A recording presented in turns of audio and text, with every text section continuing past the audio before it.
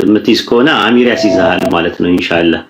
አሚርን በጣም ስለምትወደው ሰው እጅ ብትይዝ ደስ ይለኛል። ከአሚርም በላይ አቡ መሐመድ፣ ከአቡ መሐመድ በላይ ደግሞ ሐሰን፣ ከዛም በላይ ሌሎችም አሉ። ያው በይበልጥ ደግሞ አንዱ አይነገርም። ስለዚህ በአሚር ያስይዝ ማለት ነው። ሐሰን ከሁለት አንዱ ምረጥ እና ያስይዝ አሚር ያስይዝ በቃ ኢንሻአላህ።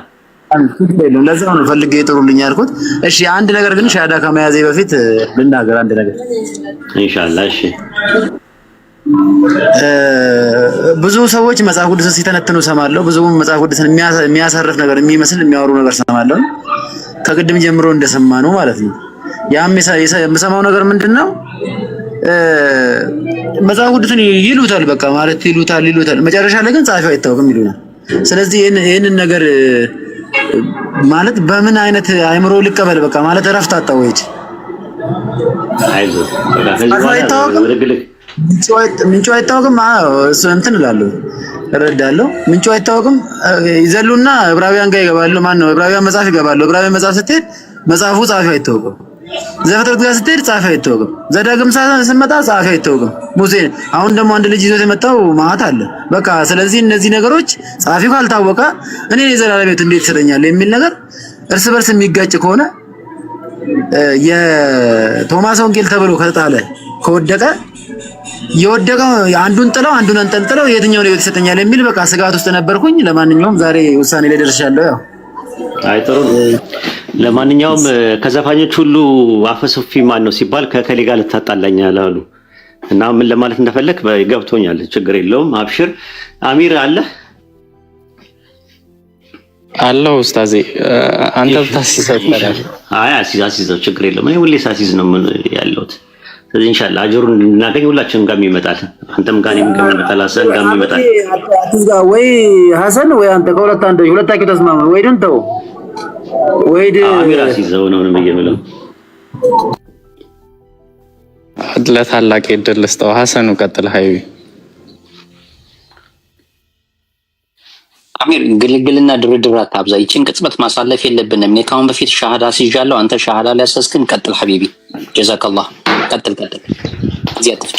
በቃ አሚር ቀጥል። እሺ ኢንሻአላህ ችግር የለውም። እኛ ጋር ሁሉም አጅሩ ሁሉም ጋር ነው የሚመጣው። ራሱ ሐሰን ጋር እኔም ጋር ሁላችንም ጋር ስለሚመጣ ቀጥላን። እሺ መርሐባ። እሺ ኡስታዝ ዱከም እስልምናን እንድትቀበል ያስገደደ ሰው አለ? ነፍሴን ያስገደደችኝ። ስለዚህ እስልምናን እንድትቀበል ያስገደደ ጫና ያደረገብህ ሰው የለም? አለ። ነፍሴ ነች ያስገደደችኝ፣ ያስጨነቀችኝ። እንቅልፍ አጣሁ። መርሐባ። እኔ የምለውን ቃል ተከትለህ ትላለህ። እሺ አሽሃዱ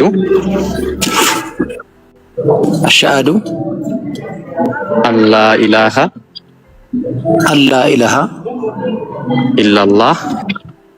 ኢላላህ ወአሽሃዱ አነ ሙሐመደን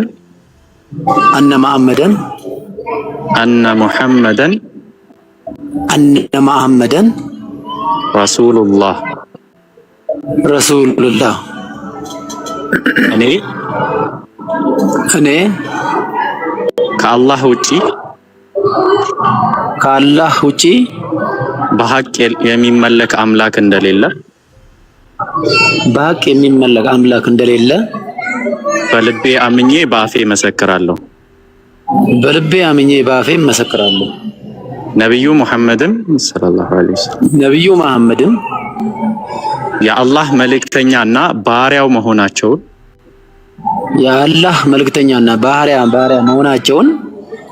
በልቤ አምኜ በአፌ መሰክራለሁ። አላሁ አክበር አልሐምዱሊላሂ ረቢል ዓለሚን። ኡስታዝ ቀጥሉ ትንሽ ደቂቃ። አላሁ አክበር ተክቢር። አላሁ አክበር። ማሻአላህ እንኳን ወደ ዲኑል ኢስላም በሻሃደቴን ገባ። እንግዲህ ትልቅ ነገር ነው ይሄ። ላኢላሃ ኢለላህ ሲል አንድ ሰው ገመዱን የያዘው ማለት ነው። ሱረቱ አሊ ኢምራን ምዕራፍ 3 ቁጥር 103 ላይ ያለውን ገመድ ነው። ያላህን ገመድ አጥብቃችሁ ያዙ ይላል። በእሳት ጉድጓድ አፋፍ ላይ በነበራችሁ ጊዜ ከእርሷ አዳናችሁ ይላል። በምን? በገመዱ ተንጠልጥለ የምትወጣበት ነው። ሱረቱ በቀራ ምዕራፍ 2 ቁጥር 256 ላይ በሃይማኖት ማስገደድ የለም፣ ቅኑ መንገድ ከጠማማው ተገለጠ፣ በጣዖት የሚከድና በአላህ የሚያምን ሰው መልካም ገመድን ጨበጠ ይላል ቁርአን። ያዘ። ስለዚህ ገመዱን ነው ያዝከው ተንጠልጥለ ማለት ነው። ይሄ ገመድ ተንጠልጥለ መያዝ አለብህ። ሱረቱ ሙእሚኑን ምዕራፍ 23 ቁጥር 1 ላይ ምዕመናን በእርግጥ ዳኑ ይላል።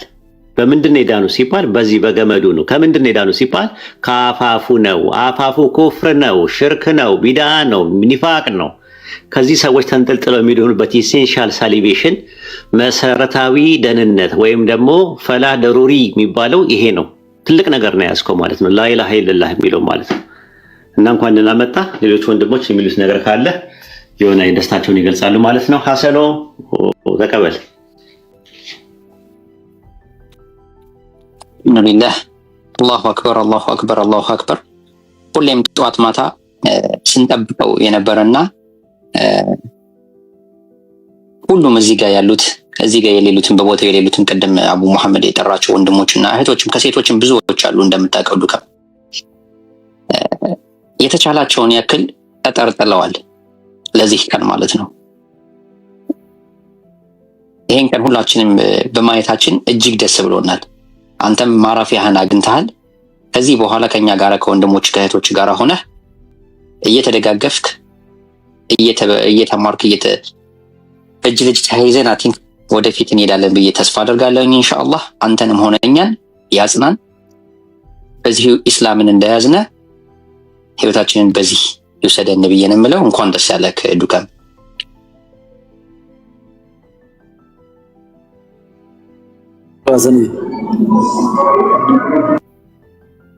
እኔ ወርጄ ሰው አስገባለሁኝ ታች ዛህራን አስገባለሁ። እሺ ኡስታዝ መድረኩ ነበርና ዳጊንም ከቻልክ ወደ ላይ ኦኬ አስገቡ። መልካም ጊዜ ይሁንላችሁ። ደስ ብሎኛል ዱከምዬ፣ በርታ። እንግዲህ ትምህርት ተማር። ሐሰንንም አግኘው ዛህራንም ማግኛት ወደ ቴሌግራም ግሩፕ ተቀላቅለ ትምህርት እንድትማር ነው። ያው ሚዲያ ላይ እንዳትንጦለጦል ማለት ነው። ትምህርት የሚያስፈልግህ ያ ነፍሴና ታጨናንቃ እዚህ ያደረሰችኝ ብለሃል። ለነፍስ ደግሞ ምግብ ደግሞ ያስፈልጋል። ያለዛ መክሳትም አለ፣ መጥቆርም አለ፣ መሞትም አለ ማለት ነው። ብዙዎች መንገድ ላይ የሞቱት መተው ተመልሰው ወደ ኩፍር አካላት የሄዱት ምግብ በደንብ ስለማይበሉ ነው። ብሉ ሲባሉ የፋፋ የዳበረ ምግብ ቡፌ ያለ ብሉ፣ ጠንክሩ፣ ጥርስ አውጡ፣ በደንብ አጥንት የምትግጡት ስትባሉ አይ እኛ የምንፈልገው አጥንቱን ነው ብለው አጥንት ጉሮሯቸው ላይ ተሰንቅረው ስንቶቹ ሞተዋል መሰለ። እንደዛ እንዳትሆን አሁንም አንተ ማድረግ ያለብህ በስነ ስርዓት መማር ነው ያለብህ፣ ማወቅ ነው ያለብህ። ኢንሻአላህ በርታ፣ አላህ ያበርታ። እንግዲህ ስም ማን ነው ዱከም? ማን እንዲባል የፈለከው?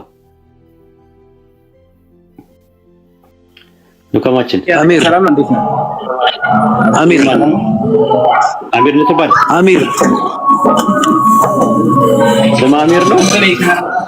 ስሜ አሚር። አዎ ማሻአላ ማሻአላ። ይሄ ልጅ አሚር የሆነ ነገር አስነክተዋል። አሚር ለኛም ስጠን የሆነ ነገር እና እስቲ ሰውን እናስነካው። አሚር አሚር አለኩ ሻዳ ይዘኝ አሚር ስሜ ማን ነው? ይሁን አሚር። አሁን ልጅ ደግሞ ሲወልድም ደግሞ ምን እንደሚል አላውቅም። የአሚር ልጅ ጠብቆ ስም እንዳያወጣ። ማሻአላ አሪፍ ስም ነው። በቃ ተረከቡ። ባቢሎን በጣም ነው የምናመሰግነው ለነበረን ቆይታ እናመሰግናለን። አዲስ አለም ሰላም አለይኩም ኡስታዚ። ወአለይኩም ሰላም ወራህመቱላሂ። እኔ አንተ ጋር ነው በደንብ የማውቀው ዱክና ትንፋሽ ነው የሚያጥረኝ ሁሉ ጊዜ አንተ ጋር። በስድስተኛ ቀን ውስጥ ነው ወንድና ሴት አድርጎ የፈጠራቸው። ብዙ ተባዙ ምድርን ሙሏት ግዟትም ያላቸው በስድስተኛው ቀን። አንተ ደግሞ ብዙ ተባዙ ያለው በስንተኛው ቀን እንደሆነ ማስረጃ ትሰጠናለህ? እስኪ የመጨረሻውን ቁጥር አንብባት። ቆይ እግዚአብሔርም ያደረገውን ሁሉ አየ፣ ከዚህ በላይ ያሉትን ማለት ነው። እነሆም እጅግ መልካም ነበረ፣ ማታም ሆነ ጠዋትም ሆነ። ከዛ ስድስተኛ ቀን እኛ በስድስተኛ ቀን ውስጥ ነው የተፈጠረው። ሰው የተፈጠረው ዓርብ ቀን ወይም በስድስተኛ ቀን ውስጥ ነው በእናንተም ትምህርት።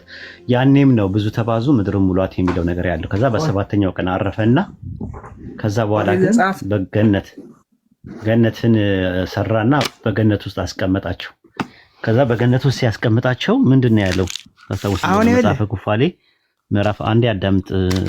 መጽሐፈ ኩፋሌ 4:6 ላይ እርሱ ከኔ እንቅልፉን ተኝቶ ሲነሳ ሔዋን ተገኘች፣ ከኔ ከባሏ ተገኝታለችና ይህች አጥንት ከአጥንቴ ስጋዬ ከስጋዬ ናትና እርሷ ሚስት ትሁነኝ አላት። ስለዚህ ባልና ሚስት አንድ አካል ይሆናሉ ይላል። ተመልከት፣ ሚስት ትሁነኝ አለ ይላል። እኔ ባሏም ነኝ እሷም ሚስቴ ናት አለ። ይሄን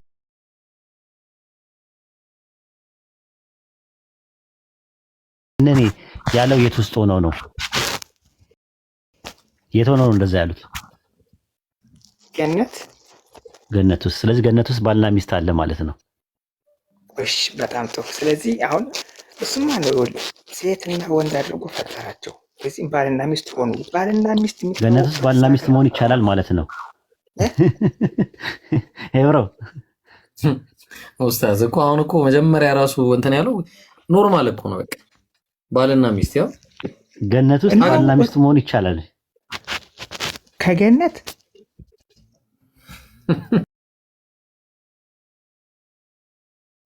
ገነት ውስጥ ባልና ሚስቶች ነበሩ፣ አዳምና ሔዋን ነበሩ የሚለው ሰሩ ማለት አይደለም።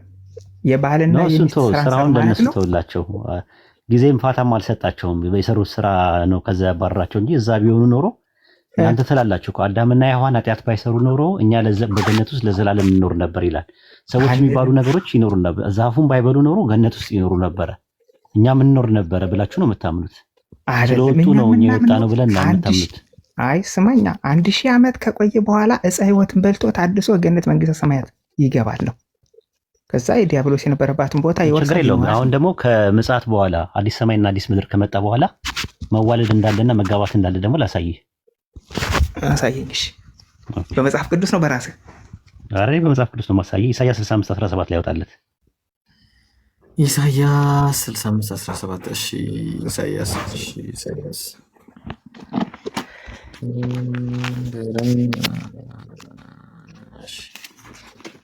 ያው አዲስ ሰማይና አዲስ ምድር እፈጥራለሁ፣ የቀደሙት አይታሰቡም፣ ወደ ልብም አይገቡም ይላል። አዲስ ሰማይና አዲስ ምድር እፈጥራለሁ የሚለው መቼ ነው የሚፈጠሩት? አዲስ ሰማይና አዲስ ምድር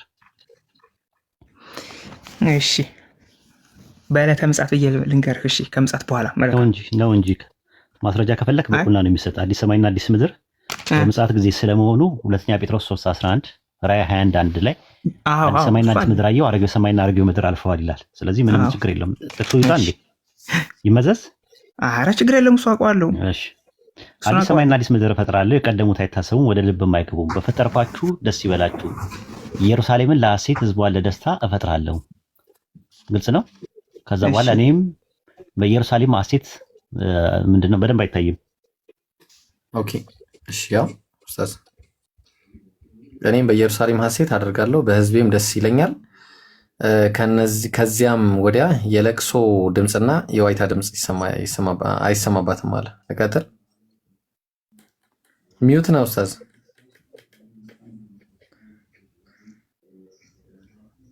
መልካም እሺ። ከእንጭም ይመጡባችኋል፣ ወይንም ይተክላሉ፣ ፍሬውን ይበላሉ። ቁጥር 21 ላይ ሌላ ይመጣባቸው 22 ሚዩት ነበር አይሰማ። አሁን ገና ነው የመጣው። ኦኬ እያነበብኩት ነው። ሌላ እንዲቀመጥባቸው አይሰሩም፣ ሌላ እንዲበላቸው አይተክሉም። የሕዝቤ እድሜ እንደ ዛፍ እድሜ ይሆናል። እኔ መመረጥኳቸው በእጃቸው ስራ ላይ ረጅም ዘመን ደስ ይላቸዋል። ይሄ የሚሆነው መቼ ነው? በዕለተ ምጽአት። ኦኬ ከዛ 23 ላይ እነርሱ ከነልጆቻቸው የአምላክ ብሩካን ዘር ናቸውና በከንቱ አይደክሙም፣ ለጥፋት አይወልዱም አለ። መቼ ነው የሚወልዱት? ለጥፋት የማይወልዱት ሲወልዱ ግን ለጥፋት አይወልዱም። እሱ የዕለተ ምጽአት የነ ደቂቀ ሴትን የሚያመጣው ትንቢት ስለሆነ ልቀበል። ያኔ ለጥፋት አይወልዱም። ሰዎች ሲወልዱ ለጥፋት አይወልዱም ይላል። መዋለድ አለ የለም? ለጥፋት አይወልዱም የሚለውን ፍታልኝ። ለጥፋት አይወልዱም ያለፈውን ነው። ለጥፋት አይወልዱም ነው የሚለው። ከዛ በኋላ ያኔ ለጥፋት አይወልዱም ነው የሚለው። የዛኔ ነው የሚያወራው። ለጥፋት አይወልዱም። ለጥፋት አልወለዱም አይደለም የሚለው ለጥፋት አይወልዱም። መጀመሪያ እኮ በከንቱ አይደክሙ ማለት እኮ ትዳር አይይዙ ማለት ነው። እሺ እኔ ደግሞ በመንግስተ ሰማያት በከንቱ አይደክሙ ማለት ጥረግረ ብላ የሚባለው ነገር አይኖርም ነው በዛን ሰዓት እንደፈለገ ነው ያለው። ለጥፋት የማይወልዱ ማለት በከንቱ አይደክሙ ማለት ሳይደክሙ ይበላሉ ይጠጣሉ ማለት ነው። ከዛ ለጥፋት አይወልዱም ማለት ማቴዎስ 22 23 እሱን እነግርሃለሁ።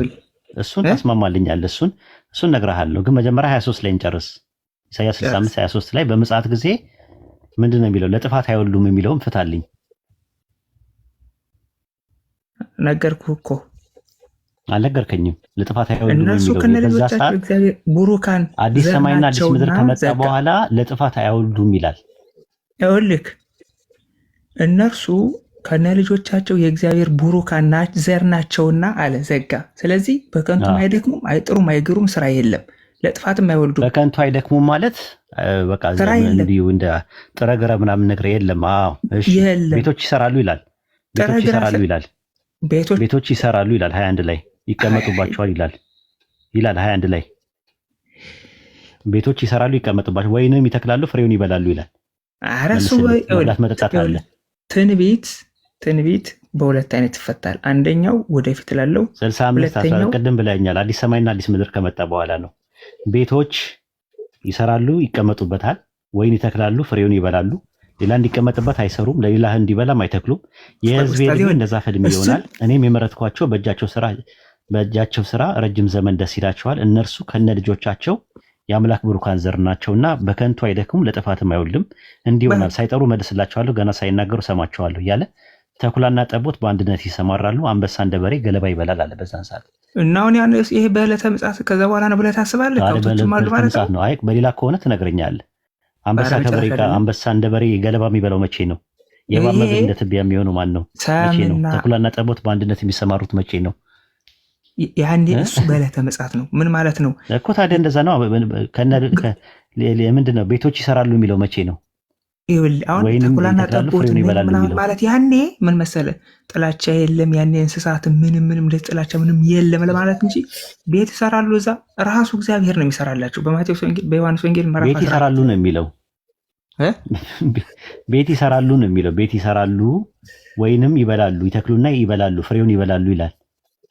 ቀጥታ ሰምና ወርቅ ትንቢት ሰምና ወርቅ ሆነ። እሺ መች ማቴዎስ ላይ ምንድን ነው የፈለግከው? ማቴዎስ ወንጌል ምዕራፍ 22 ጭራሽ ከትንሣኤ በኋላ እንደ እግዚአብሔር መላእክት ይሆናሉ ይላል አይደለ? እንደ እግዚአብሔር መላእክት በቃ አለቀ። አዎ ሉቃስ 20:35 ላይ ደግሞ እንደ መላእክት ናቸውና ይላል። መላእክት ምን አይሉም? አይበሉም፣ አይጠጡም፣ አይወልዱም፣ አይጋቡም አይደለ? አለቀ። ስለዚህ በምድር ላይ ሲመጡ ግን ያገባሉ፣ ይጋባሉ። መላእክት በሰማይ እንዳሉት ምን ነው የሚለው? ያው ይጋባሉ። ላሳይ 9:6 ላይ ገባ። የእግዚአብሔር ልጆች የሰው ልጆች መልካም እንደሆኑ አዩ፣ ከመረጧቸው ሁሉ ሚስቶች ለራሳቸው ወሰዱና አገቡ ይላል። እነሱ ይኸውልህ የደቂቀ ሴት የሚባሉ በብሔር አይደሉም፣ መላእክት ናቸው አይደል? መላእክት ብሎ ይጠራቸው እንጂ የመላእክት ስራ ይጠራቸዋል። ይሁዳ 1:6 ላይ አይ መላእክት ነው የሰማይ መላእክት ነው የሚላቸው። ስማቸው እንደዛ ይሁን። የሰማይ መላእክት ብሎ ነው የሚያስቀምጣቸው። አንተ የሰማይ መላእክት ከመሬት ከፍ ብለው ያሉ አይልም፣ እንደዛ ያልገቡ ብሔረ ብፁዓን ያሉ እንደዛ አይልም። መጽሐፈ ኩፋሌ ምዕራፍ 6 ቁጥር 9 ላይ የሰማያዊ ፍጥረታት ናቸው፣ ከሰማይ የመጡ መላእክት ናቸው፣ የእግዚአብሔር መላእክት ናቸው፣ መጥተው ከሰማይ ወርደው ከሰው ልጆች ጋር የተጋቡት ብሎ ነው የሚያስቀምጠው። ኩፋሌ 9:9 ላይ አንደኛ መቃብያን 18:5 ላይም እንደዛ ነው የሚለው። ጥንቱኑ ስጋ ፈጠረላቸው እንዲመጡ ለመላእክት ይላል። መጽሐፈ ሄኖክ ላይም እንደዛ ምዕራፍ 2 መላእክት ነው የሚለው። የሁሉም ሐሳብ የሰማይ መላእክት ይበል እንጂ እነዛ ነው የበቁ የነቁ ነበሩ። ስለዚህ አሁን ምንድነው ፖይንቱ? መላእክቶች ምድር ላይ ሲመጡ የራሳቸውን አለቅነት ሳይጠብቁ ቆይ አይደለም፣ ቆይ አንዴ ይሁዳ 1:6 ላይ አውጣልኝ ኤብሮ። ይሁዳ 1:6 እና 7 አውጣልኝ። ይሄንን ፍታልኝ።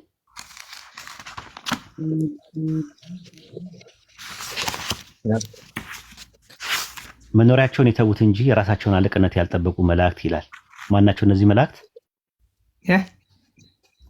መኖሪያቸውን የተዉት ሰማይ ላይ የነበረው መኖሪያቸውን ትተው የራሳቸውን አለቅነት ሳይጠብቁ የነበሩ መላእክት ይላል። እነማን ናቸው እነዚህ መላእክት? እሱ አጋንንትን ነው።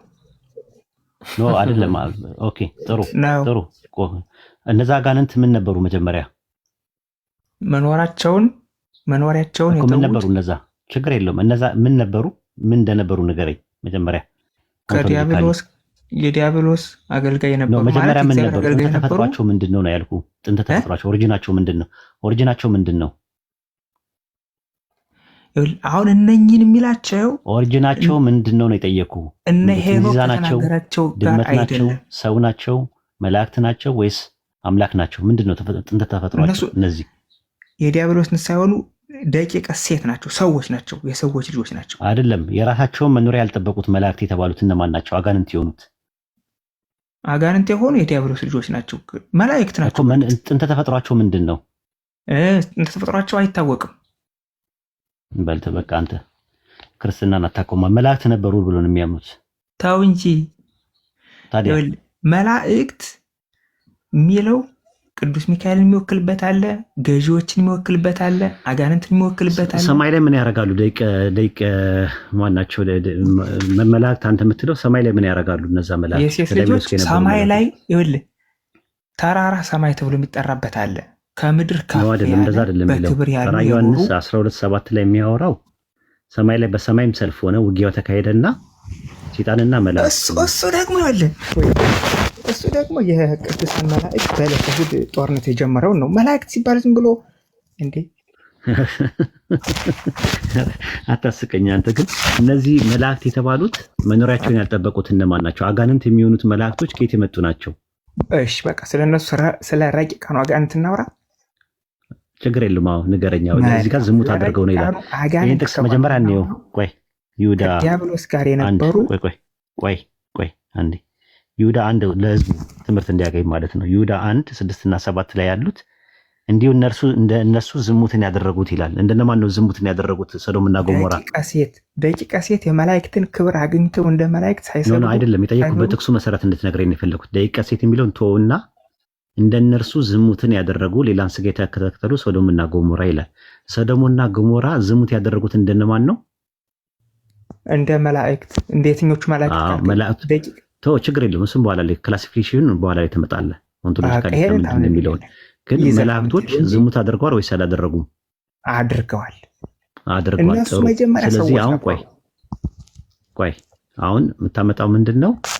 እነዚህ መላእክት ይሁዳ 1:6 ላይ ያሉ መላእክቶች መጀመሪያ ሰዎች እንደነበሩ ማስረጃ ስጠኝና በቃ ወደ ሌሎቹ ላስተላልፈልህ። ወይ ጉድ! መላእክት መኖሪያቸውን ትተው የመጡ አሁን ከዲያብሎስ ጋር የወረዱት አይደሉም። እነኚህ እነማን እንደሆኑ ማስረጃ ስጠኝ አንተ። ምክንያቱም ከመጽሐፍ ቅዱስ አንደኛ ባህሪያቸው አይሆንም። ከመጽሐፍ አይ ዝሙት ያደረጉ መላእክቶች እከሌ ናቸው የሚለውን ነገር ማስረጃን ስጠኝ አንተ። ከዛ በኋላ ሌሎቹ ይቀጥላሉ። እኔ ብዙም እንትን አይደለም። ይሄም እኮ ቅዱሳን መላእክትን አይወክልም፣ ወይም ደግሞ አጋንንትን አይወክልም። አይ ስጠኝ ነው ያልኩህ እኮ። እኔ ብዙ ጥቅሶችን ሰጠው። ኩፋሌ ላይ፣ መጽሐፈ ሄኖክ ላይ፣ መጽሐፈ መቃብያን ላይ፣ ይሁዳ 1:6 ላይ የተለያዩ ጥቅሶችን እየሰጠው ነበር። አንተ ደግሞ ሰዎች ናቸው እነዛ መላእክት የተባሉት ሰዎች ናቸው የሚለውን ማስረጃ ስጠኝ። ለጊዜው የለኝም። እሺ በቃ ቀጥል። አመሰግናለሁ። እሺ ዘጻት። እሺ እኔ አባት አመሰግናለሁ። ግን ዋናው ቻሌንጃችን ወይም ደግሞ ዋናው ጥያቄያችን ሰዎች በገነት ትዳር የለም ነው ባጭሩ። እሺ አባቴ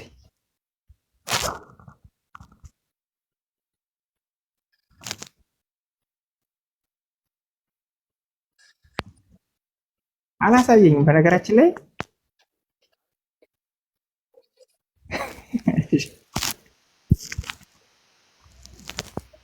የማልቀበለው የለም። በጣም ጥሩ። ሁሉንም እቀበላለሁ እንዳመጣጡ ግን ከዚህም በኋላ ወደ ሌላ ቦታ ወሰደኝ፣ ከወርቅ መርከብ ላይ አወጣኝ፣ ወስዶም ከቤት አገባኝ። ያችን ቤት ከፀሐይ ከጨረቃ ይልቅ የታበራ ነበር። ቤት አለ አይደለ? ተስማምተናል። በውስጧም ብርሃኑ የሚያንጸባርቅ የግምጃ ምንጣፍ ወሰንሳ ተነጥፎበታል አለ። ከዛ የወርቅ ብርሃን አልጋ ተዘርግቶበታል። አልጋ አለ እዛ ውስጥ አለ አይደለ? በጣም ጥሩ እንቀጥላለን። አልጋ አለ። ልብ አድርግ። ይህችን ቦታ ለማን ትሆናለች ብዬ ልጄን ጠየቅኩት አለች። ማርያም ነች የምትለው። መልካም። እግዚአብሔር ኢየሱስ ደግሞ ምን አለ? እግዚአብሔር አንድ ያደረጋቸው ባልና ሚስት አይለያዩም። ታዲያ ባልና ሚስት አንድ አካል ናቸው እንዳለ ማቴዎስ፣ የማቴዎስ ጥቅስ ጠቀሰና ወንድ በአንድ ሴትም በአንድ ወንድ ተጠብቀው ቢኖሩ በሞቱ ጊዜ ከዚህ ቦታ ያገቧቸዋል፣ ለዘላለም ደስ ብሏቸው ይኖራሉ አለ። ለዘላለም አልጋ ላይ ደስ ብሏቸው የሚኖሩት ምን እያደረጉ ነው? አልጋ ላይ ተኝተው እንደማለት ነው። አንተ ምንድነው የሚያደርገው? አልጋው ላይ ምን ያደርጋሉ? ንገረኝ። ሲጀመር አንድ ትልቅ እውቀት የምትይዙት ማለት ነው። ኧረ ቆይ አንድ ጊዜ፣ ኧረ እባክህ ልመልስልህ ነው። አልጋ ላይ ለዘላለም ደስ ብሏቸው ምንድነው የሚኖሩት? አልጋ ላይ። ጥሩ በቃ። ስለዚህ አንተ አልጋ አላቸው ነው። እኔ ደግሞ ልመልስልሽ፣ ጠይቀኛል፣ ልመልስልህ። መጀመሪያ ጥያቄ ይመልሳል እንዴ? አልጋ አላቸው አልክ አይደለ? አልጋው ላይ ተደስተው ምንድነው የሚያደርጉት እኮ? ከአልጋው ላይ ምን እንደሚሰሩ ልንገርህ። እሺ ንገረኝ። መልካም። መቼስ እንትና ብዬ አይጫወቱም እዛ ላይ። ቀጥለሽ። እሺ ሰው ከተነሳ በኋላ ስጋዊ ፍላጎቱና ስጋዊ ምኞቱ ይጠፋል። ይህን ማወቅ አለብን። አሁን እኔ እናንተ እንደምንፈልገው ሁሉ በዛ ከሞት በኋላ በነፍስ ስራ ነው የሚኖረው። አሁን ስጋችን ነፍሳችንን እያስጨነቀች ወይም ደግሞ ነፍሳችን በስጋችን ፍላጎት እንደምትኖር ሁሉ ሰው ከተነሳ በኋላ ሞቶ ከተነሳ በኋላ ልክ ክርስቶስ ረቂቅ እንደሆነ ሰውም ረቆ በነፍስ ገንዘብ በነፍስ ባህሪ ይኖራል። አልጋ ምናምን የሚባል ነገር የለም። ይሄ ምንድን ነው? እሱ ክብር ነው የሚመለከተው። ደስ ብሏቸው ይኖራሉ የሚለው አልጋ የሚለው ምንድን ነው? እና አልጋውን ሞዝ ቦልድ ማለት ነው እንደ አንተ። አይ ሻል ያለ ነው አዛ የሚኖረው የተሻለ እንዴ? ምን ሆነ ነው ስፕሪንጉ ላይ ድረስ የሚመታ እንደዚህ ከፍና ዝቅ የሚያደርግ? አሁን ጥያቄው ምንድን ነው? ተመልከቱ እንግዲህ አልጋ አለ፣ ደስ ብሏቸው ይኖራል። አልጋ ላይ ምግብ የለም ወይስ አለ? ወይ ጉድ! ምግብስ አለው የለም? ምንም የለም። ኧረ ቢስሚላህ። የእግዚአብሔር ና እንዴ መጽሐፈ ቀለሚንጦስ ምዕራፍ 12 ላይ ና ቁጥር 27 ላይ ወይ ቆይ አንዴ እንን ከማስለፍ በፊት አንዴ ሸፈን አድርግልኝማ። ቆይ እሺ አውባካ እኔ ምድር ዘጻትዬ አንድ ሰው ሞቶ ከተነሳ በኋላ ምግብ አይበላም ነው አንተ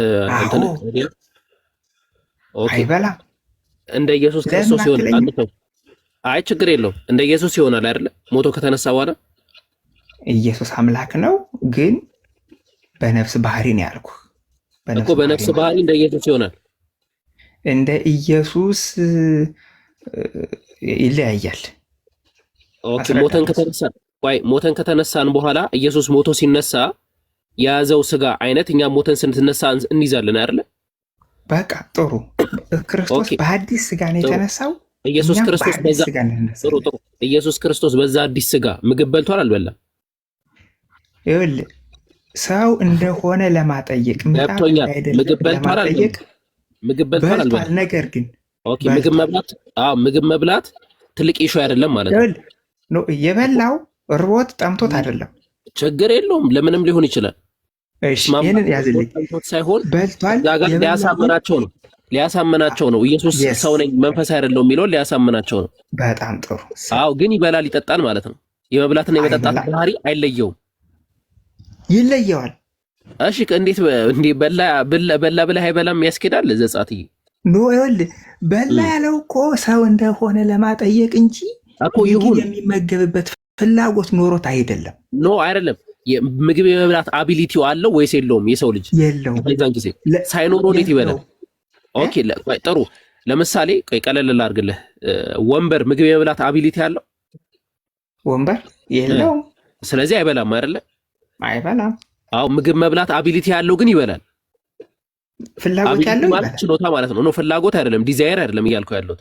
ፍላጎትማ እኔም አሁን ለምሳሌ ተመልክተህ ከሆነ አልበላውም።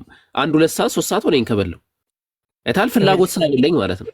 የመብላት ያለ መብላት ፍላጎት በመታቀብና ባለመታቀብ መካከል ያለ ነው። እሺ የመብላት ያለ መብላት የባህሪ ነው። ችሎታ የመብላት ችሎታና ያለ መብላት ችሎታ ኖሮ ነው የምንነሳው ወይስ አይደለም ነው? ሳይኖረ ነው የምንነሳው። ኦኬ ኢየሱስ ሳይኖሮ ከተነሳ እንዴት በላ? ይኸውልህ ኢየሱስ ክርስቶስ የበላው የመብላት ፍላጎት ኖሮት ወይም ደግሞ ለፍላጎት አይደለም። ፈልጎ አልፈለገም አይደለም።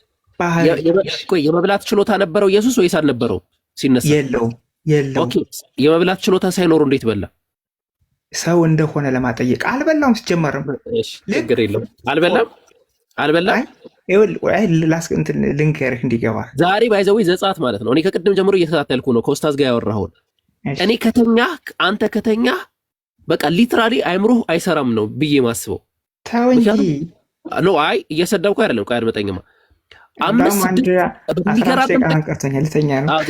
በአምስት በስድስት የሚገራረም ጥቅስ ነው የተመታው። ቆይ አሁን አያስታውቅም። ልክ ይሄንን ላይ ቀጥል ይብሮ። ቆይ አይደለም ስማኝ፣ አትፈራረቁ። ላወራ አይደለም አሁን በእናንተ ሃይማኖት መብላት የለም፣ በእናንተ ሃይማኖት ማግባት የለም፣ በእኛ ሃይማኖት ደግሞ ማግባት አለ። ምን ይፈጠርሽ? እስቲ ንገረኝ። እስቲ ምን ይፈጠር? መልካም እሺ፣ ምን ይፈጠር? ድነት ጠፋ? ምንም ይፈጠር የለም። ምን ይፈጠር? እሺ ምን እስቲ ንገረኝ። እስቲ አንድ ነገር ንገረኝ። በጣም ጥሩ። ምን ይፈጠር? ሰው ሁሉ ከአዳምና ከሔዋን የተለየ ባህሪ ያለው ሰው የለም። የእናንተ ተሳስቷል። በጣም በሚገርም ሁኔታ አሁን እንደዚህ ብዬ ነው የምነግርህ። በጣም ልብ አድርጎ ያ ጀማ ስጋ ያለው ስጋ እንደዚህ ስጋ ኖሮት ምንድነው መሰላችሁ? ስጋ እንደዚህ አንድ ስጋ ይዞ የተፈጠረ ሰው ያ ስጋው አምላክ ማን ነው መንግስተ ሰማያት ወይ ደግሞ ጀነት ሲገባ የእናንተ አንድ ጉድለት አለበት። የእናንተ ምንድነው ጉድለቱ? ከተቆይ ጉድለቱን ልነግርህ እኮ ነው። የስጋ ዲዛይር የላችሁም። በጣም ያሳዝናል። እኛ ግን ስጋችን ቆይ አንዴ እኛ ጋር የምንደሰተው ግን በስጋም በመንፈስም ነው። እኛ የምንደሰተው እናንተ ግን የመንፈስ ደስታ ብቻ ነው ብላችሁ እናንተ አሁን የስጋ ደስታ የላችሁም፣ የመንፈስ ደስታ ብቻ ግን አላችሁ። እኛ ጋር አልሐምዱሊላህ ሙስሊም ላረገን ጌታ 1000 ሰዎች አላህን አልሐምዱሊላህ በሉ። የስጋም ደስታ አለን፣ የመንፈስም ደስታ አለን፣ የሁሉም ደስታ አለ። ተግባባል? ደስታ የሚባል ባንዴ አረቆይ ልጨርስ አንዴ። ደስታ የሚባል ነገር የሚቀር ነገር የለም እኛ ጋር አልሐምዱሊላህ። እናንተ ግን የጎደለ ደስታ አለ እናንተ ጋር። እኛ ጋር ደስታ የሚባል ገብቷላ። በቃ በአጭሩ ልንገርህ፣ ደስታ የሚባለው ነገር እኛ ጋር የሚቀር የለም እኮ ነው። እናንተ ጋር የሚቀር አለ ወይስ የለም? የስጋ ደስታ አለ የለም? እናንተ ጋር በአጭሩ የስጋና የስጋ ደስታ አለ ወይስ የለም? እናንተ ጋር ንገረኝ እኮ ልነግርህ ነው። መልሱ ብቻ ነው ፈልግ። ቆይ አንዴ የስጋ ደስታ አለ ወይስ የለም? እናንተ ጋር ከሞት በኋላ የለም። በቃ አያችሁ ጋይስ፣ የስጋ ደስታ የላቸውም። በጣም ነው የምናዝነው። በጣም እናዝናለን ዘጸአትዬ፣ በጣም ነው የምናዝነው። ሌላ ጥያቄ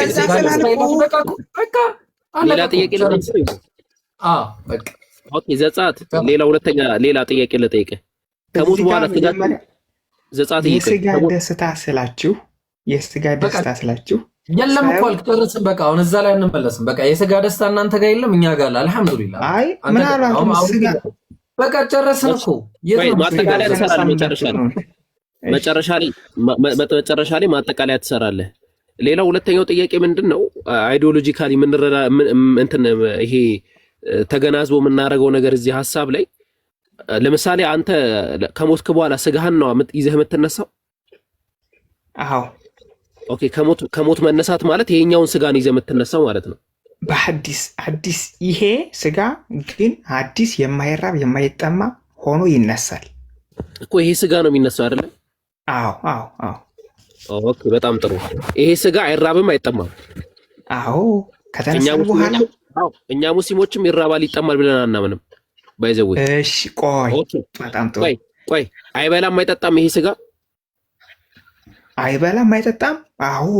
ምክንያቱም መራብ አለመራብ አይደለም። ቆይ ለምሳሌ ሰው ልጅ ስለ ራቡ ብቻ አይደለም የሚበላው። እኛም ይራባል አይራብም ብለን አናምንም።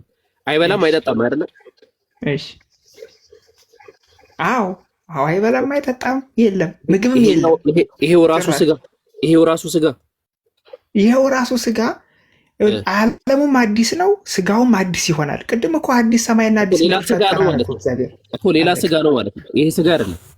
ይሄ ስጋ ይታደሳል። ባጭሩ ይሄ ስጋ ይታደሳል ማለት እኮ ምን መሰለህ፣ ይታደሳል ማለት ባህሪ ይነጠቃል ማለት አይደለም። ይታደሳል ብሎ ማለት ነው የመራብና የመጠማት ባህሪው ይነጠቃል እኮ።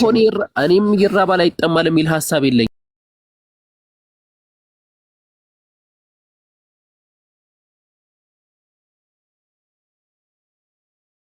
በጣም ይቀርታል። እናንተ ወርታችኋል። እኔ ለእንትን አይደለም ከነ መንጋጋችን ነው የምንነሳው። መንጋጋ ይኖርናል የዛኔ የመንጋጋ ጥርስ አለን። ቀልድ አይደለም ወላሂ ቀልድ አይደለም ያስኩት። መንጋጋ አለን ይዛል አንዴ መንጋጋ አለን ሁሉም አለ ሁሉም መንጋጋ ምንድነው የሚጠቅመው? እዛ ሄዶ መንጋጋ ለምስጋና አሃ አንዴ እያረክበ ነው አለ ቆይለ። እሺ ሁለተኛ ጥያቄ ቆይ ሁለተኛ ጥያቄ አንዴ ኩላሊት አለን ወይስ የለንም? የዛኔ ከራስ ፀጉራችን እስከ እግር ጥፍራችን እንነሳለን። በጣም ጥሩ። ኩላሊት ምንድነው ጥቅሙ የዛኔ? ቆይ አንዴ ኩላሊት ምንድነው ጥቅሙ የዛኔ?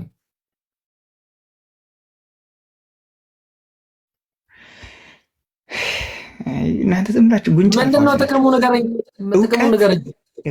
እውቀት የሚያስጨብጥ ኩላሊት ጥቅሙ አንተ እኮ ነው ያንተ ነው እኮ የማይሆን ጥያቄ እኮ የጠየቀው አንተ እኮ ነህ። እናንተ ጋር አንድ ነገር ልንገርህ። እናንተ ጋር እኛ ጋር 1 ሚሊዮን ሴት ወይ ማግባት ይቻላል ቢባል ቀደም ቆይ እንደተባለው እኛ ጋር ማግባት ይቻላል። ቆይ አረ ልንገርህ በስማ በለው ነው። አረ ቆይ እባክህ ኡስታዝን ገባ እየሰማ ነው። ተዋው ኡስታዝን ተው አንዴ ኡስታዝ ጋር ደርሰሽ በጣም ወዳቸዋለሁ።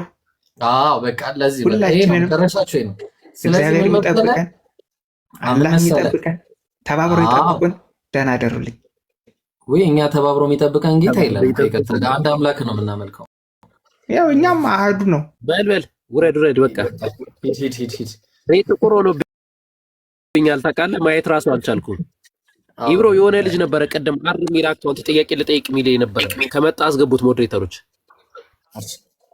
ማሂር አለ እኔ ጋር ጥቁር ሆኖ እየታየኝ ስለሆነ ነው። ጠይቅና ማሂር ያስተናግዳል። ማንም አይታየኝም። ኢብሮና ማሂር ብቻ ነው የምትታይ። እሺ ቀጥል። ያው ማሂር አለ ያስተናግዳል። ላይ አትታዩኝም። ሙሉ ጥቁር ነው። ሁለቱ ብቻ ነው የሚታየኝ። እንግዲህ አፉ በሉኝ። ቀጥሉ። እሺ ጥያቄ አስተናግዱት ይችላል። እናንተ ተሕሪፍ ምን ማለት ነበረ? መጀመሪያ ቆይ ማሂር አለ አንድ ጊዜ ማሂር የለም መሰለኝ። እሺ ምንድነው ጥያቄ አር? እሺ ተሕሪፍ ምን ማለት ነው? ኦኬ ምን ማለት ፈልገህ ነው? እስቲ ጥያቄ እንጨርስ መጀመሪያ። እንደዚህ እንትን ጥያቄ አልቀበልም። ኦኬ ፖይንቱ ምንድነው? አልቁርአኑ ሙሐረፍ በሚለው ነው። ክርስቲያንና ሙስሊም ነው መጀመሪያ። ወይ እኔ አውቀዋለሁ ይሄን ልጅ እኔ ላውራው። ቆይ እኔ አውቀዋለሁ ሐቢቢ አውራሽ። እሺ አቡበክር ኦኬ አልቁርአኑ ሙሐረፍ። እሺ እና ግን መጀመሪያ ላይ ያው ተሕሪፍ ምን እንደሆነ ብንስማማና ብንቀጥል ነው የሚሻለው አይደለ? እኮ ተሕሪፍ የሚለው ብዙ እንትን አለው። በየትኛው ሙስጠላህ ስናወራ ነው ተሕሪፍ የሚለውን እንትን ምንድነው? ስለ ተሕሪፉ ከዓማ ተሕሪፉ في الشريعة تغيير اللفظ بزيادة أو نقصان أو تبديل ነው አይደለ? እኮ አንደኛው እሱ የኡሱሉል ፊቅሆች አንደኛው እንትን ነው። ሌላው ተሕሪፍ የሚባለው ለምሳሌ ተሕሪፍ اللفظ ተሕሪፍ المعنوي አይደለ? አንደኛውን አንድ ነገር ማጣመም ተሕሪፍ ነው አይደለ? ኦኬ ስለዚህ በደንብ እንስማማና በጣም የሚገርም በደንብ አድርጋችሁ አዳምጡ። ተሕሪፍ ማለት በዚያዳ ወይም በኑቅሳን አንድ ነገር ማበላሸት ማለት ነው። ግን ቁርአን የራሱ ሙስጠላህ አለው ባይዘው አርዬ። እሺ በቁርአን ሙስጠላህ ላይ ደግሞ ተሕሪፍ ብለን የምናነሳው ምንድነው ካልከን የመጨረሻው የነብዩ መሐመድ ሰለላሁ ዐለይሂ ወሰለም ማዛደ على وحي النبي صلى الله عليه وسلم የመጨረሻው የነብዩ ወህይ ላይ የጨመረ ነው ወይ ደግሞ አልዓርድ አልአኺር ብለን የምናነሳው ማለት ነው። እዛ ዓርድ አልአኺር ላይ የጨመረም የቀነሰም ተሕሪፍ ነው። ያው የነብዩን የመጨረሻ ዓርድ አልአኺር ላይ የጨመረም የቀነሰም ቁርአንን ሐርፏል። ቀጥል ምርጥ። እሺ من حضر العرضة الأخيرة؟ كثير من الصحابة ከነሱ መካከል በጣም ታዋቂው ደግሞ ቁርአን በመጻፍ የሚታወቀው ዘይድ ኢብኑ ታቢት ማስረጃ።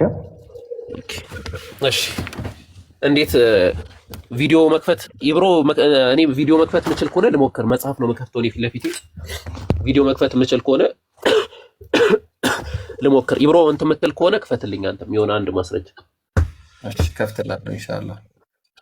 ኦልራይት አህሩፍ ላይ ነው ያስቀመጥኩት።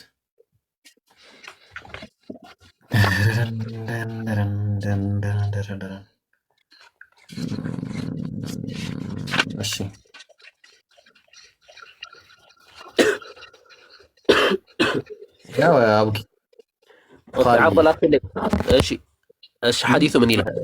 ጸሐፊ ነው አይደል የተጠየቀው? አይ ቆይ አይደለም፣ ቆይ እሱ ነው አይደለም። ቆይ አንዴ ብሎ እኔ ራሴ ያወጣለታል። የመጨረሻው የነብዩ عرض الاخير ላይ ዘይድ ብን ሳቢት ለመኖሩ ማስረጃ ማን ነው የኖረው ነው ጥያቄው። ዘይድ ብን ሳቢት ነበረ። ለዛ ቆይ እኔ ማስረጃ እዚህ ጋር መጽሐፍ አንድ እየከፈትኩኝ ነው። እኔ ያለስኩት ኢንሻአላህ ካልከፈተልኝ ፎቶ ልክልሃለሁ። እሺ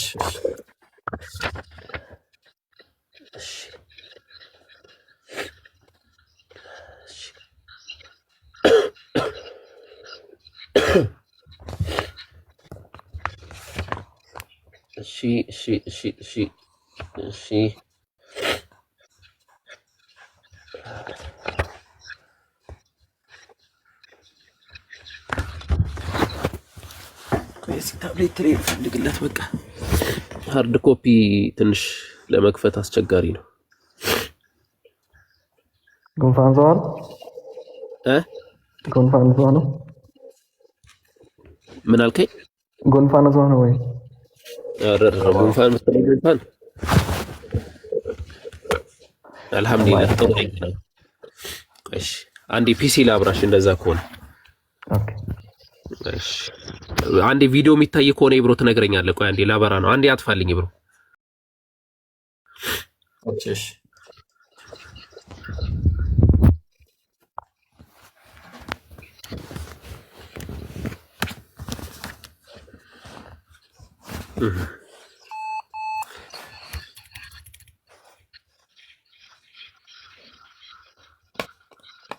አንተ አሁን ሁሉም ታዩኝ ታውቃለህ።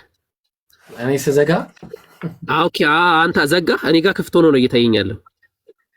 ኦኬ እኔ ዘጋው 14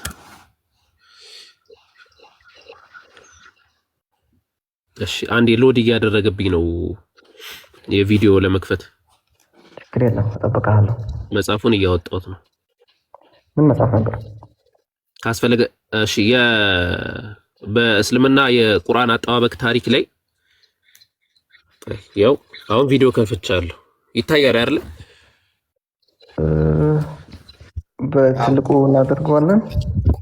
እኔ ራሴን ላሳንስ አንዴ ቆይ ሽሪንክ ላድርግ ራሴን። እኔ ራሴን ማድረግ ስለማልችል ኦልራይት አንዴ ቆይ። እሺ ማሂርም ራስን ሽሪንክ አድርግ። ቆይ ሽሪንክ ላድርገው እሱ አንዴ እኔ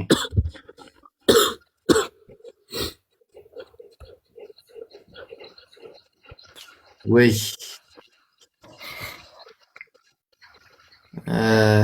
እንዴት ነው? እንደዚህ ነው። ሽሪንክ አድርገው ማሂር ራስን አለ። አዎ እሺ አቡኪ አሁን ሞክር አንድ ጊዜ ወይ። እሺ የሞከርኩኝ ነው።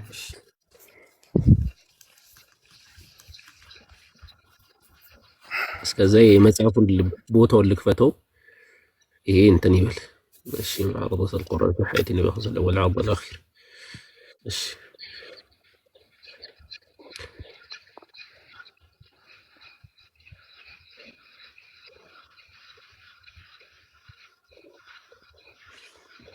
በጣም ሎድ እያደረገ ነው። እሺ እንትን በሉ ራሴን ለማተለቅ አልቻልኩም። ኦኬ አሁን መጣልኝ።